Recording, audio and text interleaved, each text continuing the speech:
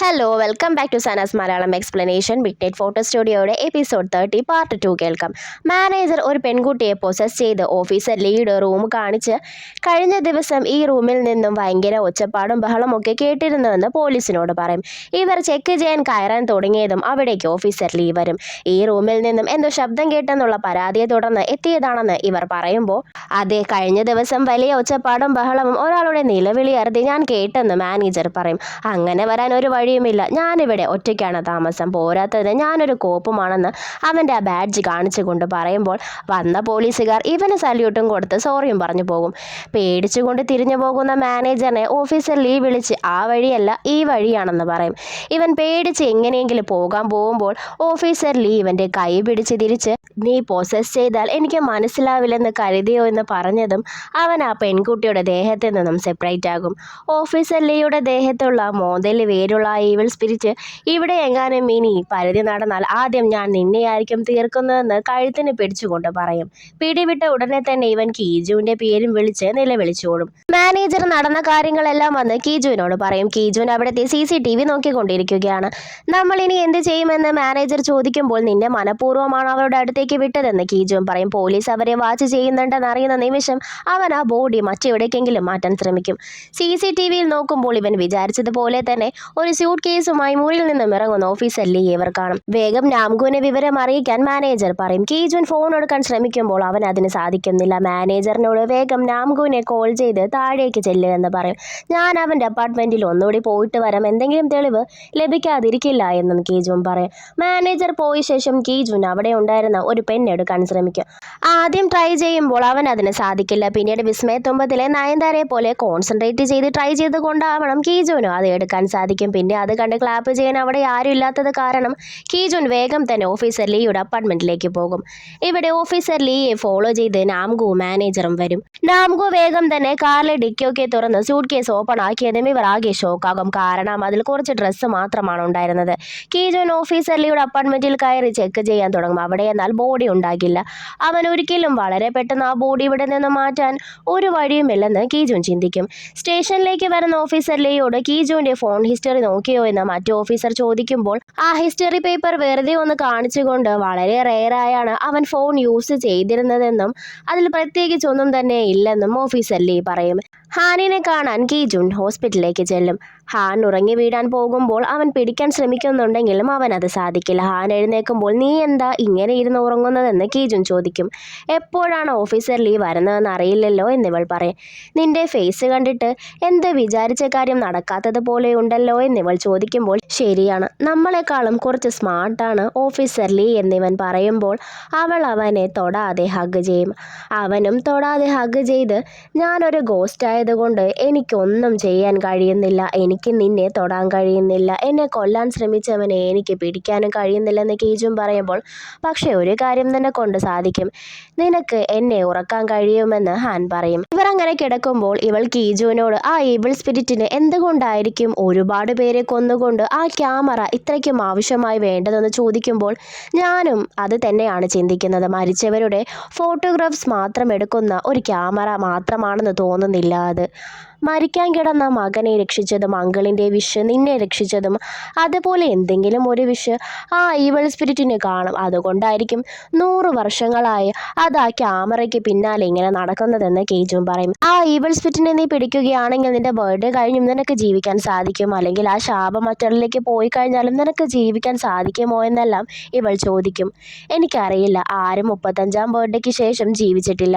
35ാമത്തെ ബർത്ത്ഡേക്ക് ശേഷവും evil spirit എന്നെ ആക്രമിച്ചെന്നും വരാം, അതിനെ ഇല്ലാതാക്കിയതിന് ശേഷവും ഞാൻ ഉണരാതിരുന്നെന്നും വരാമെന്ന് കീജുൻ പറയും. പക്ഷേ ഞാനിതൊന്നും ഇപ്പോൾ ചിന്തിക്കുന്നില്ല, നിന്നോടൊപ്പമുള്ള എൻ്റെ ബർത്ത്ഡേ പാർട്ടി മാത്രമാണ് ഞാനിപ്പോൾ ചിന്തിക്കുന്നതെന്നും കീജുൻ പറയും.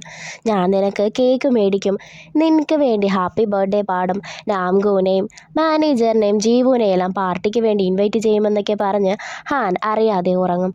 അവളുടെ മുടിയിൽ തൊടാതെ തലോടി നന്നായി ഉറങ്ങിക്കോളൂ, നിന്നെ തനിച്ചാക്കി ഞാൻ ഒരിക്കലും മരിക്കില്ലെന്ന് ഇവൾക്ക് പ്രോമിസ് ചെയ്യും. പക്ഷേ ഒരു ചെറിയ ചാൻസ് കൊണ്ട് ആ പ്രോമിസ് എനിക്ക് നിറവേറ്റാൻ സാധിച്ചില്ലെങ്കിൽ അതുകൊണ്ടാണ് ഞാനിപ്പോൾ ഇത് പറയുന്നത്, ഐ ലവ് യു ഹാൻ എന്ന് ഇവൻ പറയും.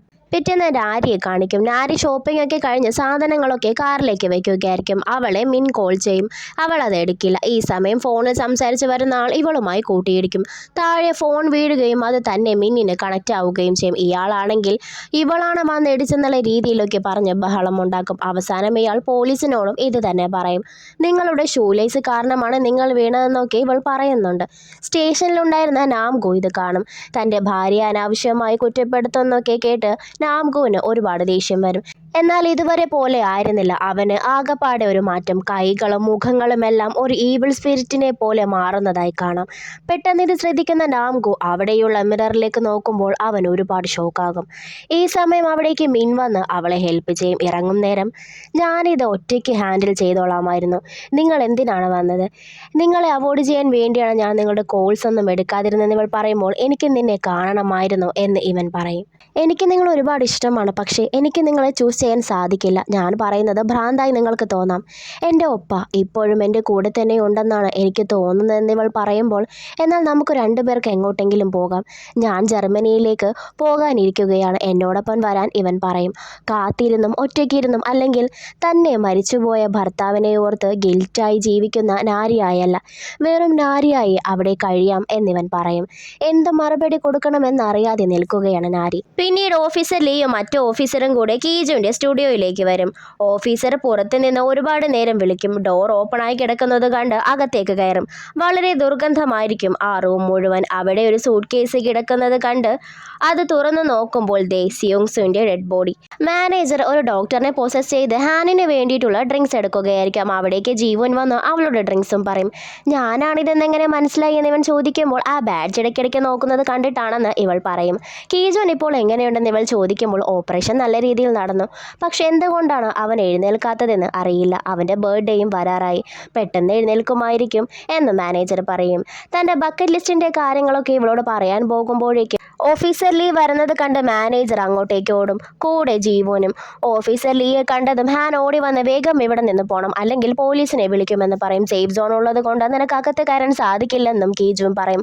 എന്നാൽ പുറകെ വന്ന ഓഫീസർ സിയോങ്സുവിനെ കൊന്ന കുറ്റത്തിൽ ഹാനിനെ അറസ്റ്റ് ചെയ്യുകയാണെന്ന് പറഞ്ഞ് അവളുടെ കയ്യിൽ വിലങ്ങിടും.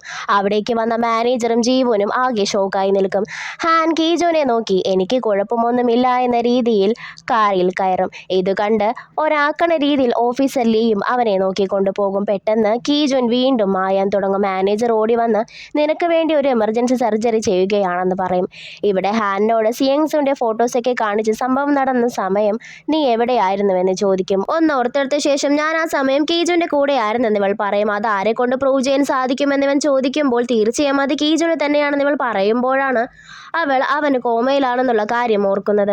ഓഫീസർക്ക് ഹോസ്പിറ്റലിൽ നിന്നുള്ള കോൾ വന്ന് പുറത്തേക്ക് പോകും. ഈ സമയം ഓഫീസർ ലീ ഉടനെ തന്നെ അവിടെയുള്ള ക്യാമറ ഓഫ് ചെയ്ത് ഒരു വളിഞ്ച ചിരി ചിരിച്ച് ഈ സിറ്റുവേഷൻ ഫെമിലിയർ ആയിട്ട് തോന്നുന്നില്ലേ യൂൻച്വൽ എന്നിവൻ പറയും. നീ ഓടിക്കൊണ്ടിരിക്കുന്നത് കൊണ്ട് ഞാൻ തന്നെയാണ് വേഗം വാറണ്ട് ഇഷ്യൂ ചെയ്തതെന്ന് ഇവൻ പറയുമ്പോൾ എൻ്റെ ഒക്യുപ്പേഷനും അഡ്രസ്സും എല്ലാം ക്ലിയർ ആണ്, പിന്നെ ഞാൻ എന്തിനെ ഓടണം എന്നിവൾ ചോദിക്കും.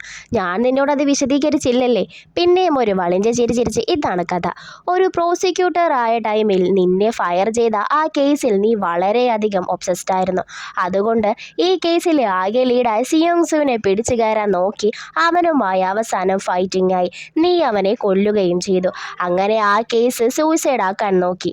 എങ്ങനെയുണ്ട്, നന്നായിട്ടില്ലേ എന്നിവൻ ചോദിക്കുമ്പോൾ ഹാനിന് ഒരുപാട് ദേഷ്യം വരും.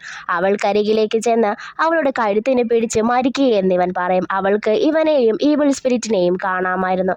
അവിടേക്ക് ഓഫീസർ വരും. എന്ത് പറ്റിയെന്ന് ചോദിക്കുമ്പോൾ ചോദ്യം ചെയ്യൽ പേടിച്ച് ഒന്ന് ടെൻഷൻ ആയതാണെന്ന് ഓഫീസർ ലീ പറയും. ഹോസ്പിറ്റലിൽ നിന്നുമാണ് വിളിച്ചത്. കീജുൻ അവർ ഒരു എമർജൻസി സർജറി ചെയ്തുകൊണ്ടിരിക്കുകയാണെന്നും എന്നാൽ അവൻ്റെ കണ്ടീഷൻ അത്ര നല്ലതല്ലെന്നും ഓഫീസർ പറയും. ഇത് കേട്ടതും ഹാൻ ആകെപ്പാടെ പേടിക്കും. ഓഫീസർ ലീ ആണെങ്കിൽ ഹോസ്പിറ്റലിലേക്ക് എന്ന് പറഞ്ഞു പോകും. അവിടെ ഒരു നേഴ്സ് ബെഡൊക്കെ ക്ലീൻ ചെയ്യുന്നത് കണ്ട് ഇവിടെ ഉണ്ടായിരുന്ന പേഷ്യൻ്റ് എവിടെയെന്ന് ഓഫീസർ ലീ ചോദിക്കും. അറിയില്ല, ചിലപ്പോൾ ഡിസ്ചാർജായി കാണുമെന്നും നേഴ്സ് പറയും. ശരിക്കും ഈ നേഴ്സായിരുന്നത് ജീവനായിരിക്കും. നാലുപാടും ഒരു ഭ്രാന്തനെ പോലെ കീജുൻ അന്വേഷിച്ച് നടക്കുന്നത് കണ്ട സെക്യൂരിറ്റീസ് അവരെ അവിടെ നിന്നും പുറത്താക്കും. ഈ സമയം മാനേജർ ഒരു സീനിയർ ഡോക്ടറിനെ പൊസസ് ചെയ്ത് കീജുനെ VIP റൂമിലേക്ക് മാറ്റിയിട്ടുണ്ടാകും. അവൻ എന്നെ കണ്ടെത്തുന്നതിന് മുന്നേ നമുക്ക് അവനെ ക്യാച്ച് ചെയ്യണമെന്ന് കീജുൻ പറയും. അവിടേക്ക് നാംഗു വരുമ്പോൾ ഹാനിന്റെ കാര്യം എന്തായി എന്നിവൻ ചോദിക്കും. അത്ര പെട്ടെന്നൊന്നും അവളെ കുറ്റക്കാരിയാക്കാൻ പറ്റില്ലെന്ന് നാംഗു പറയും. ഓഫീസർ ലീക്കെതിരായിട്ടുള്ള എവിഡൻസ് നമുക്ക് വേണം. സിയോങ് സൂവിനെ മാറ്റുന്ന ടൈമിൽ എന്തെങ്കിലും എവിഡൻസ് എവിടെയെങ്കിലും ഉണ്ടാകുമെന്ന് കീജുൻ പറയുമ്പോൾ, പക്ഷെ ആ ബിൽഡിങ്ങിൽ എവിടെയും ക്യാമറ ഇല്ലല്ലോ എന്ന് മാനേജർ പറയും. ഞാൻ ഉദ്ദേശിച്ചത് സ്റ്റുഡിയോയുടെ ഭാഗത്താണ്. സ്റ്റുഡിയോയുടെ ഏതെങ്കിലും വശത്ത് ഓഫീസർ ലീ നിൽക്കുന്ന ഫൂട്ടേജ് എന്തായാലും ഉണ്ടാകുമെന്ന് കീജുൻ പറയുമ്പോൾ, അത് ഞാൻ അന്വേഷിക്കാം. അതൊന്നും ഡിലീറ്റ് ചെയ്യാനുള്ള ടൈം അവന് കിട്ടിക്കാണില്ല എന്നും നാംഗു പറയും. ഇവർ പിന്നീട് അടുത്തുള്ള ഗോസ്റ്റുകളെ വിളിച്ചു വരുത്തി ഓഫീസർ ലീയുടെ ഫോട്ടോ കാണിച്ച് സ്റ്റുഡിയോയുടെ അടുത്ത് ഇന്ന ടൈമിൽ ഇയാളെ നിൽക്കുന്ന ഫൂട്ടേജ് കൊണ്ടുവരുന്നവരാരാണോ അവർക്ക് മരണ കവാടം ഓപ്പൺ ആക്കി നെതർ വേൾഡിലേക്ക് പോകാനുള്ള ചാൻസ് തരാമെന്ന് കീജുൻ പറയും. കാറിൽ നിന്നും ഇറങ്ങുന്നതോ സ്റ്റുഡിയോയിലേക്ക് കയറുന്നതോ എല്ലാം കൊണ്ടുവരണമെന്ന് പറയും.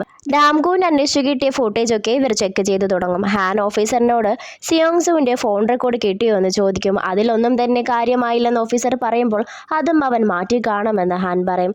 നിങ്ങൾ എന്തിനാണ് ഇങ്ങനെ നോൺസെൻസ് പറഞ്ഞുകൊണ്ടിരിക്കുന്നതെന്ന് ഓഫീസർ ചോദിക്കും. കാരണം ഓഫീസർ ലീ ആണ് സിയോങ് സുവിനെ കൊന്നതും കീജുവിനെ കുത്തിയതും. അതുകൊണ്ട് ആ ഫോണിലെ ടെക്സ്റ്റും കോൾ റെക്കോർഡ്സും ഒന്നും കൂടി ചെക്ക് ചെയ്യും. തീർച്ചയായും നിങ്ങൾക്ക് ഓഫീസർ ലീ സിയോങ് സുവുമായി സംസാരിച്ചതിൻ്റെ റെക്കോർഡ് കാണാൻ സാധിക്കുമെന്ന് ഹാൻ പറയും.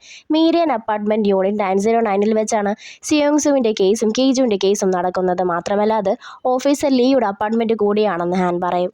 അങ്ങനെ ഒരു ഫൂട്ടേജിൽ നിന്നും ഇവർക്ക് ഓഫീസറിലെ കാറിൽ നിന്നും സൂട്ട് കേസ് ഇറക്കി കൊണ്ടുപോകുന്നത് കിട്ടും. അവന് 2 കാറുണ്ട്. ഇത് വെച്ച് ഒരു ബോഡിയാണ് അവന് ഡിസ്പോസ് ചെയ്യാൻ പോകുന്നതെന്ന് നമുക്ക് പ്രൂവ് ചെയ്യാൻ സാധിക്കില്ലെന്ന് നാംകോ പറയുന്ന ടൈമിൽ അവിടേക്ക് ഗോസ്റ്റുകൾ കളക്ട് ചെയ്ത് കൊണ്ടുവന്ന ഫൂട്ടേജുമായി മാനേജർ വരും.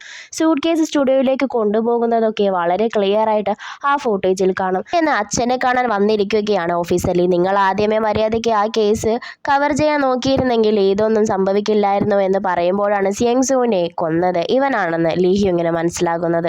ഇതറിഞ്ഞതും അവനെ ലീ ഹ്യൂങ് അടിക്കും. ഓഫീസർ ലീ ഈവിൾ സ്പിരിറ്റ് ഇയാളെ കഴുത്തിന് പിടിച്ച് മുറുക്കും. മിറർ ഗ്ലാസ്സിലേക്ക് നോക്കുമ്പോഴാണ് ഈവിൾ സ്പിരിറ്റ് ചെയ്യുന്ന കാര്യം ഓഫീസർ ലീ അറിയുന്നത്. ഉടനെ തന്നെ അവൻ പിടിവിടും. എന്നാൽ വീണ്ടും അവനെ പൊസസ് ചെയ്ത് നിന്റെ മകനെ സേവ് ചെയ്യണമെങ്കിൽ ഞാൻ പറയുന്നതൊക്കെ അനുസരിക്കണമെന്ന് പറഞ്ഞുകൊണ്ട് ആ ഈവിൾ സ്പിരിറ്റ് അവിടെ നിന്നും പോകും. ഇതൊക്കെ കണ്ട് ആകെ ഭയപ്പെട്ടിരിക്കുകയാണ് ലീ ഹ്യൂങ്.